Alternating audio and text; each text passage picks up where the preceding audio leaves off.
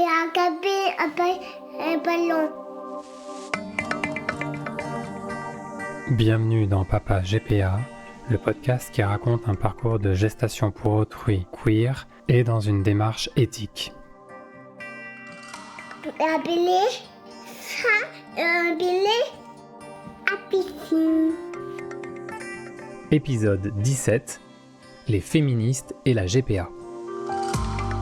Le babolet, non, pas que fou. Dans les 2 derniers épisodes, j'ai discuté des notions de queerness et de dignité appliquées à la GPA, la gestation pour autrui. Ces épisodes étaient assez théoriques, car cela me semblait important de ne pas rester uniquement sur le plan biographique et incarné. Oui, te raconter l'histoire de comment tu es arrivé au monde et comment nous sommes devenus tes 2 papas grâce à 2 femmes, Diana et Kémilie, est au cœur de ce récit, mais réfléchir de manière outillée sur ce que nous avons traversé, comprendre pourquoi il en est ainsi et inscrire ce parcours dans une histoire plus grande que nous, me semble aussi primordial. Car si notre famille est un espace intime, elle est aussi, de fait, et comme pour toutes les familles, un lieu politique, sociologique et philosophique. Tenter de percevoir ces dynamiques me semble non seulement intéressant, mais aussi nécessaire, surtout quand on est à la marge, sur certains aspects du moins, comme par exemple pour toi, d'avoir 2 parents gays.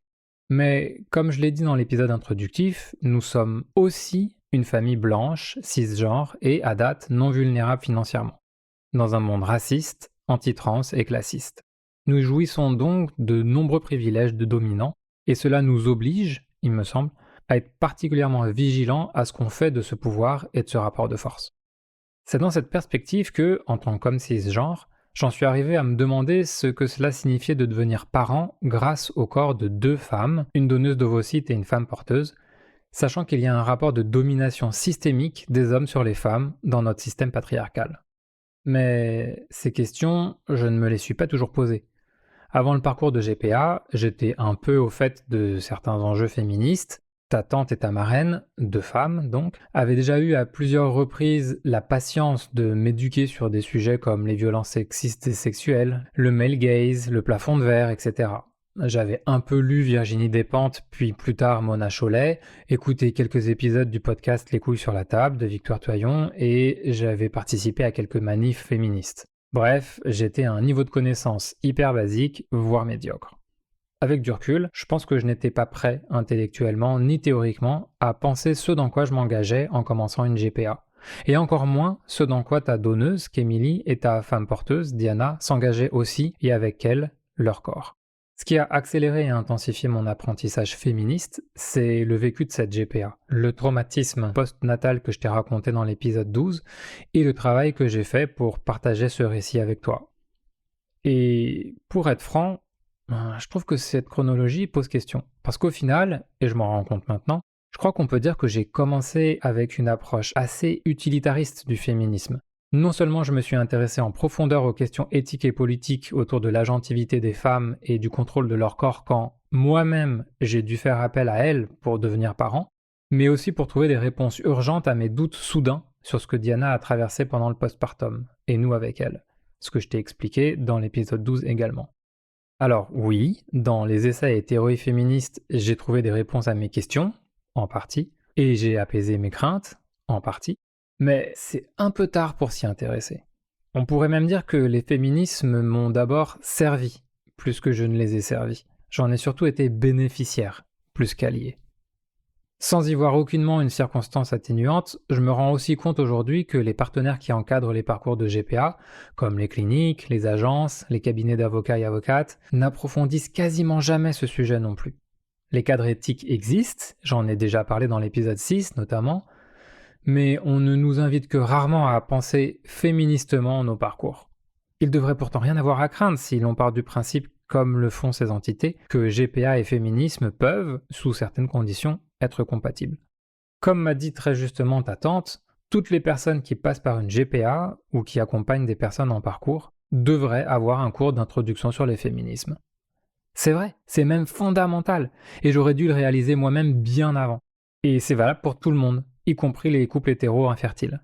Mais c'est vrai que pour un couple d'hommes gays, c'est particulièrement nécessaire et urgent.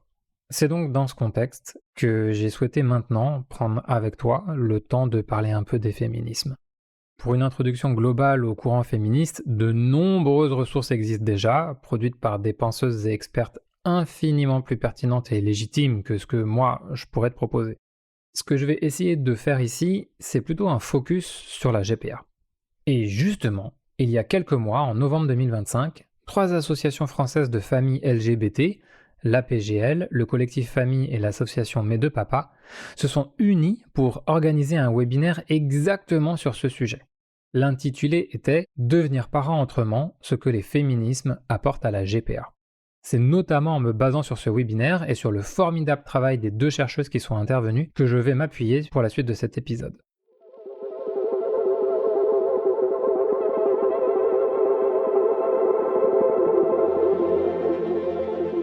La première intervenante est Marlène Jouan, maîtresse de conférences en philosophie à l'Université de Grenoble-Alpes et à l'Institut de philosophie de Grenoble, spécialiste de la GPA depuis plus de 10 ans et autrice de nombreux articles sur le sujet, dont dans l'ouvrage collectif Penser la GPA, sous la direction de Daniel Bourriaud et Thomas Perroux. La seconde intervenante, c'est Margot Lerbet, docteur en biologie de la reproduction au CHU de Montpellier et doctorante en sociologie à Paris-Saclay et à l'INED. C'est aussi elle qui avait mené l'étude en France sur les féministes et la GPA, dont je t'ai déjà parlé dans l'épisode 4 et sur laquelle je vais évidemment revenir ici. Toutes deux parlent de beaucoup de choses passionnantes dans ce webinaire, qui dure presque 2h30. Et je vais pas tout couvrir ici, ni même tout résumer. Le mieux, c'est de le regarder en replay. Et je vais sélectionner seulement quelques points que je discuterai.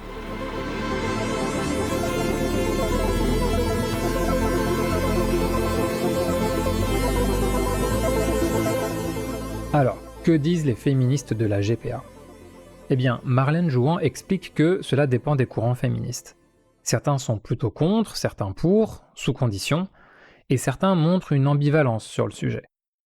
Mais ce que dit Jouan d'emblée, et je trouve ça très juste, c'est que même les courants radicalement contre la GPA apportent quelque chose à la réflexion générale, et c'est intéressant de les écouter.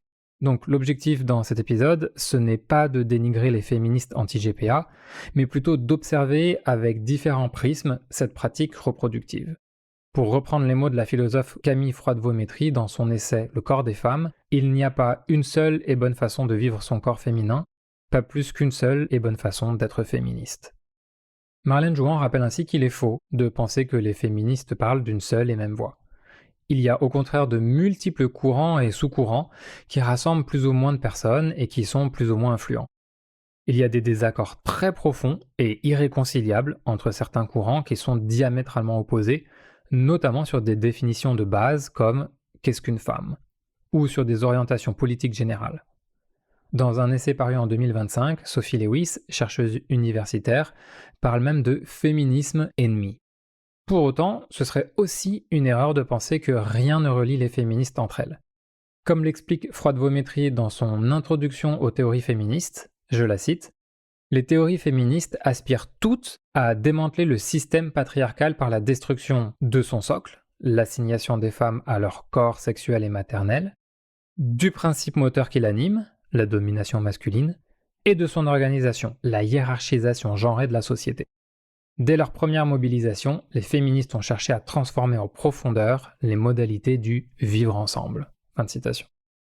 Ainsi, Marlène Jouan distingue 3 mouvements principaux dans les féminismes d'aujourd'hui, tout en précisant que n'importe quel travail de cartographie est réducteur, que celui-ci n'y échappe pas et qu'il faut donc l'approcher avec prudence.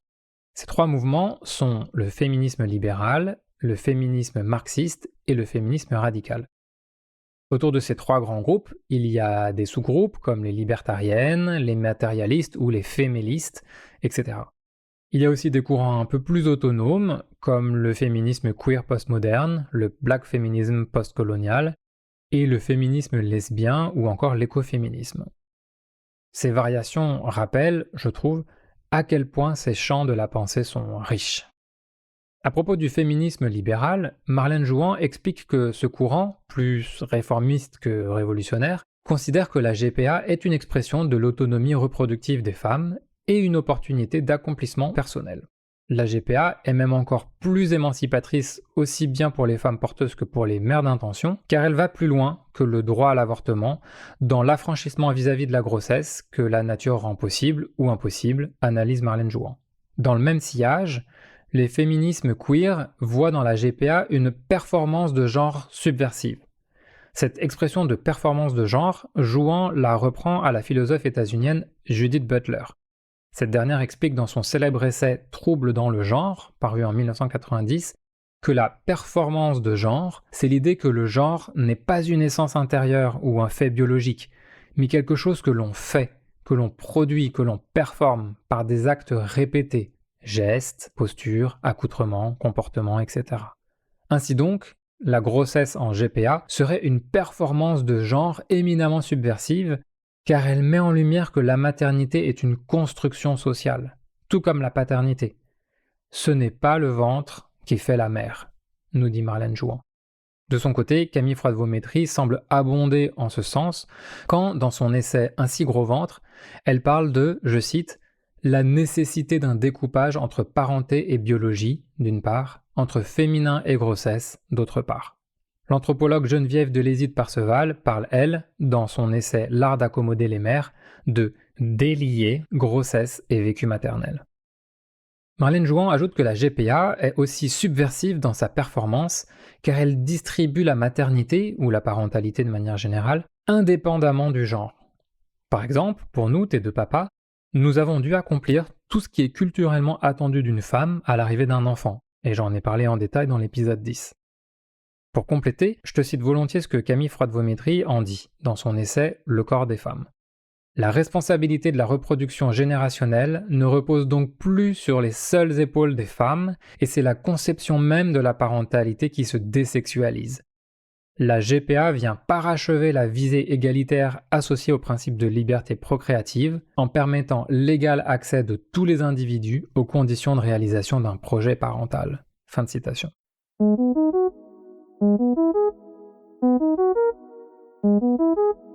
En contraste, Marlène Jouan rappelle qu'il y a quand même des points d'attention, voire des limites à cette émancipation possible.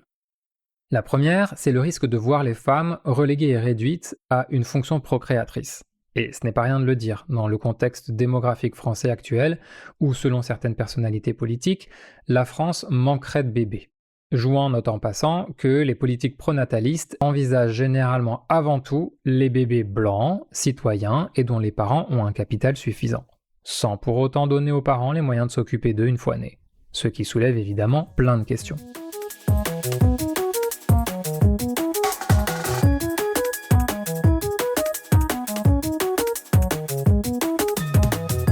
Ainsi, des politiques sont tentés de s'intéresser à la GPA pour répondre à ce qui est perçu comme un besoin démographique.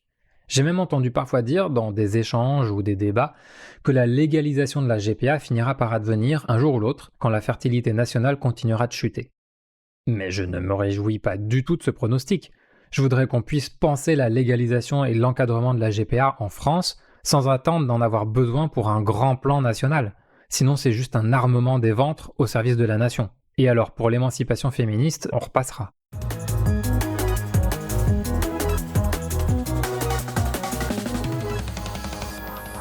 Le second point d'attention que Jouan met en lumière, ce sont les conditions matérielles dans lesquelles une femme s'engage en tant que femme porteuse.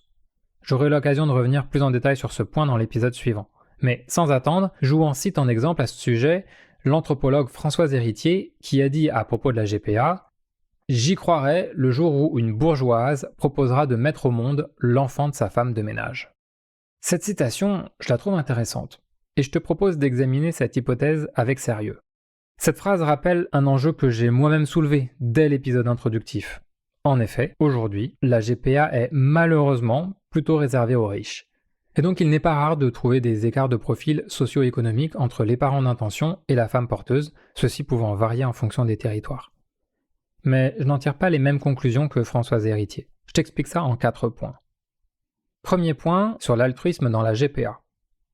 Une des questions posées par cette phrase est: est-ce qu'une personne qui n'aurait pas besoin d'être femme porteuse, par exemple parce qu'elle a déjà suffisamment d'argent, le ferait quand même?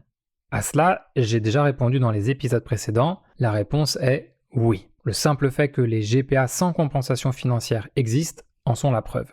Et l'étude de Martinez-Lopez et Munuera-Gomez en 2024 le confirme, la première raison invoquée par les femmes porteuses pour le devenir, c'est l'altruisme, qu'il y ait une compensation ou pas. Deuxième point, sur l'accessibilité de la GPA.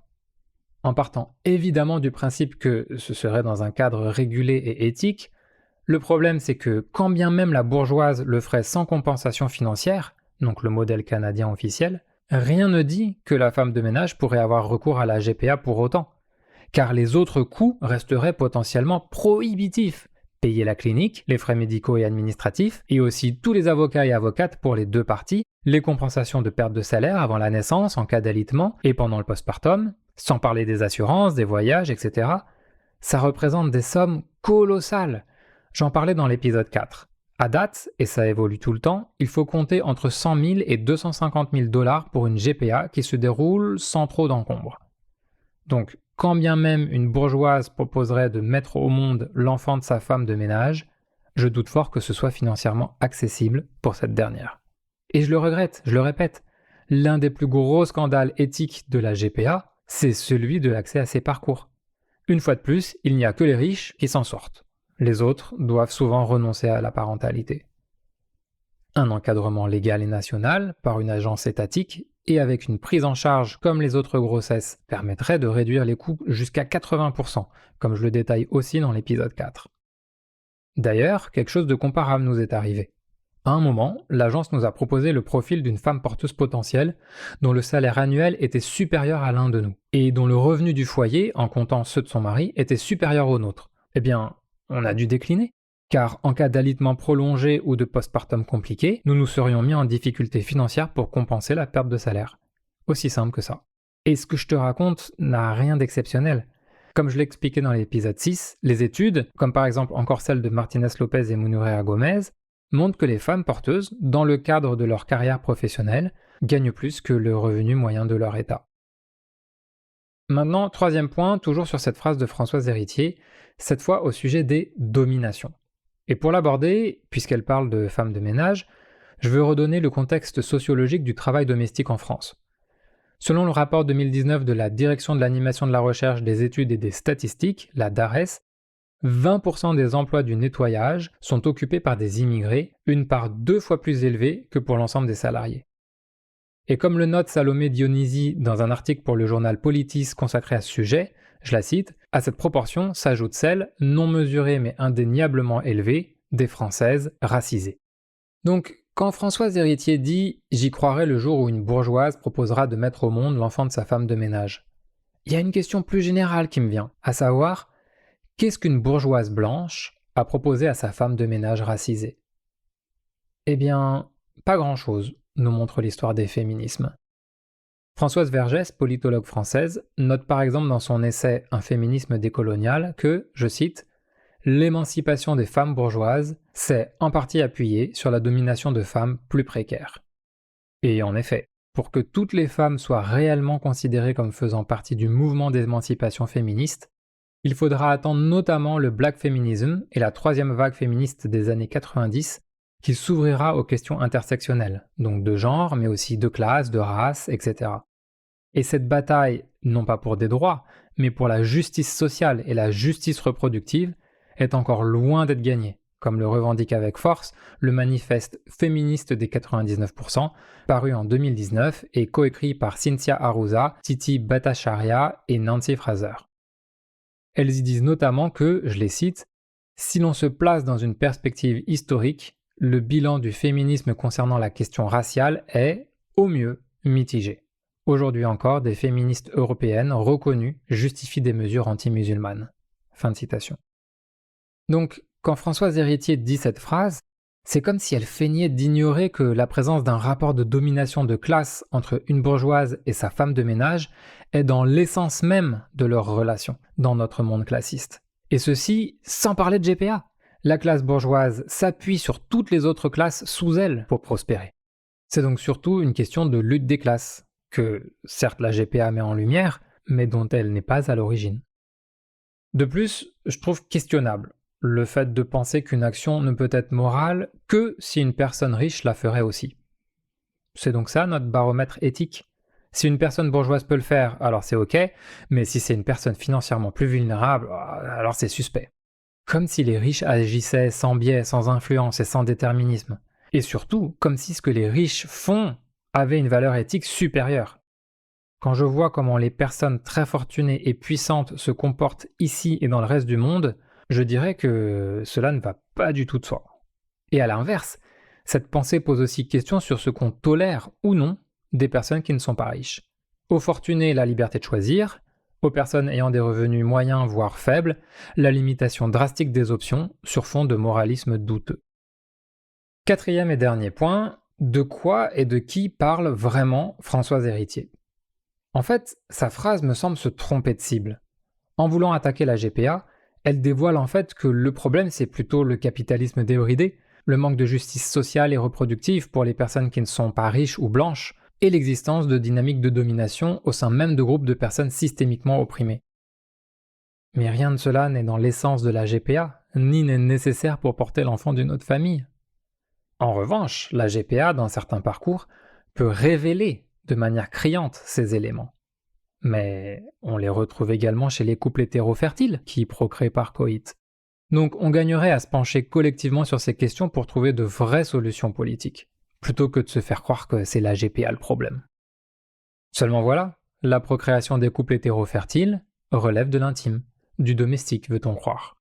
Alors que la procréation par GPA, elle, est éminemment collective. Et ce déplacement apporte, je trouve, de nouvelles perspectives sur la reproduction et la domination de genre. Pour préciser ma pensée, j'ai besoin de te donner du contexte. Voici ce que dit Manon Garcia dans son introduction à la philosophie féministe. Je la cite. « Les travaux féministes en philosophie morale et politique ont montré que la société était organisée en fonction de dichotomies, dont une des plus importantes était celle entre sphère publique et sphère privée. Les stéréotypes de genre conduisent à considérer les hommes comme des êtres rationnels, indépendants, agissant comme des égaux dans la sphère publique. Tandis que les femmes sont vues comme émotives et sont confinées dans une sphère privée qui est une sphère de dépendance et de soins. » Fin de citation. Bon, eh bien typiquement, avec la GPA, je ne dis pas que ces stéréotypes volent en éclats, mais ils sont en tout cas interrogés. Dans le cadre d'une GPA à haute exigence éthique, une femme porteuse sera au centre des attentions, et ceci dans un espace collectif, qui inclut les parents d'intention, l'agence, la clinique et les autres partenaires. Elle aura aussi évidemment accès à l'intimité de son foyer familial à elle, chez elle. Elle est donc mobile entre la sphère collective et la sphère privée. Elle prend des décisions pour elle-même, qui doivent être soutenues par les autres participants, on en reparlera dans le prochain épisode, et elle n'est plus celle qui dépend, mais celle dont on dépend, notamment les parents d'intention.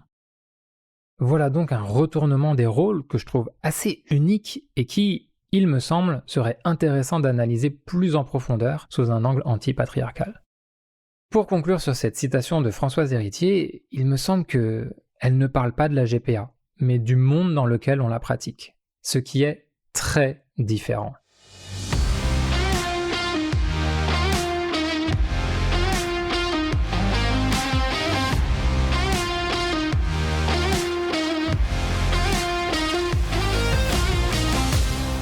Je reprends avec l'exposé de Marlène Jouan. Dans le webinaire, elle partage les résultats d'une étude que j'ai évoquée dans l'épisode 4, mais que je vais approfondir un peu maintenant. En 2023, 550 féministes ont été interrogées sur leur opinion concernant la GPA dans une enquête scientifique menée en France par Margot Lerbet.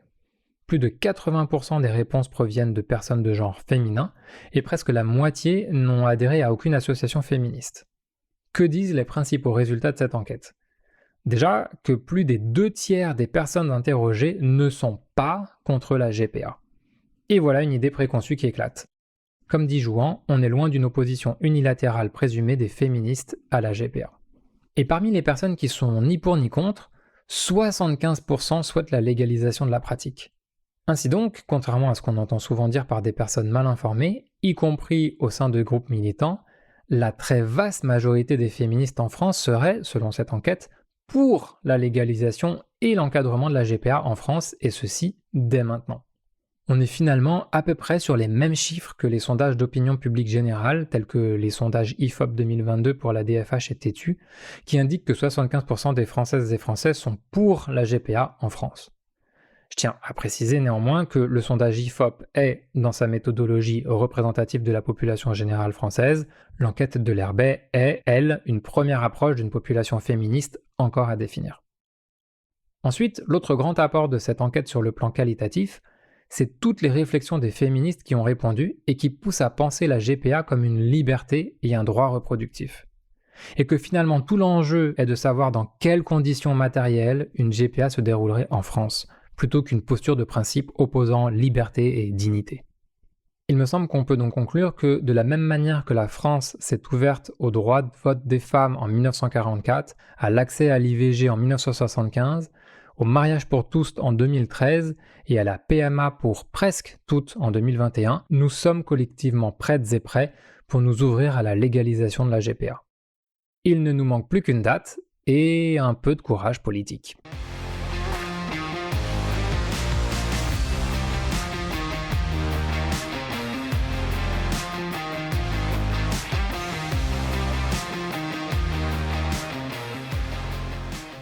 Dans la seconde partie du webinaire, Margot Lerbet prend le relais, en se basant sur son enquête sociologique et son travail terrain, notamment auprès de couples d'hommes gays en parcours GPA en Colombie.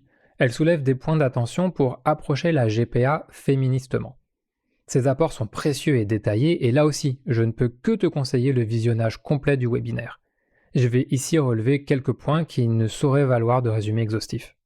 Déjà, elle rappelle que la notion d'éthique, dans l'expression GPA éthique, n'est pas qu'une étiquette marketing brandie par des parties prenantes commerciales ou un label de destination. C'est, dit-elle, quelque chose qui se performe. Ce sont les choix qui sont faits par les parents d'intention, les femmes porteuses et par les partenaires. Ce sont les négociations avec chaque partie, mais aussi avec soi-même et avec ses propres valeurs. Et ce sont les arrangements entre une approche purement théorique et la réalité de la pratique dans un monde non idéal. Tout cela constitue une éthique de la GPA.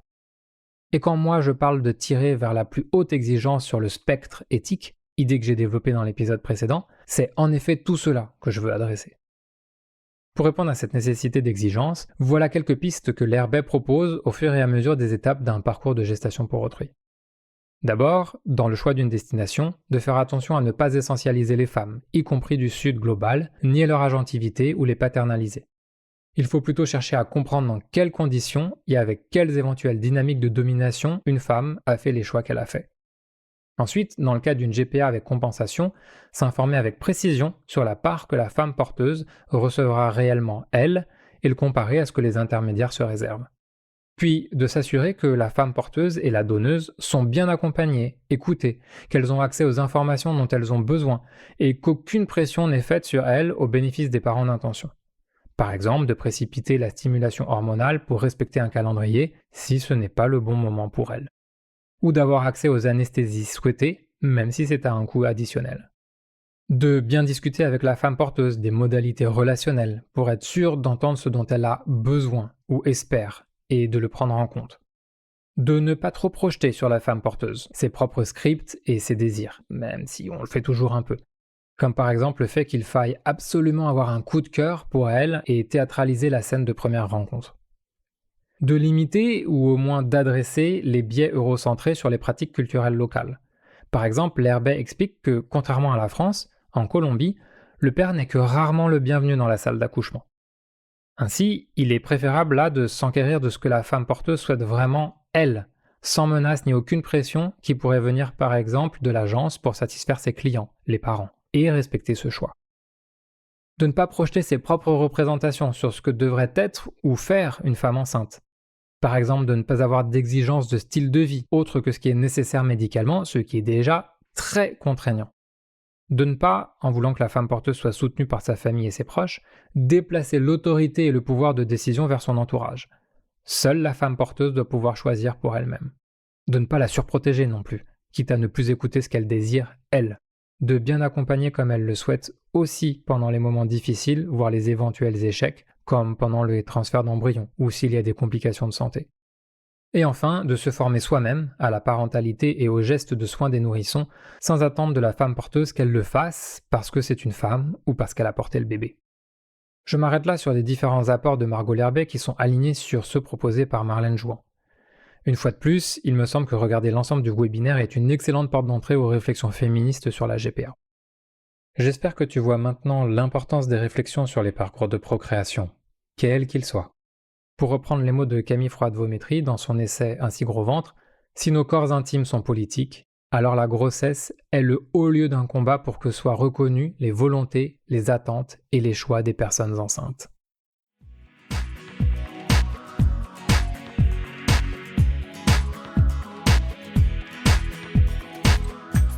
Il y a quand même encore un sujet que j'ai peu évoqué alors qu'il est absolument central pour aborder la GPA éthiquement et féministement. C'est la question du consentement.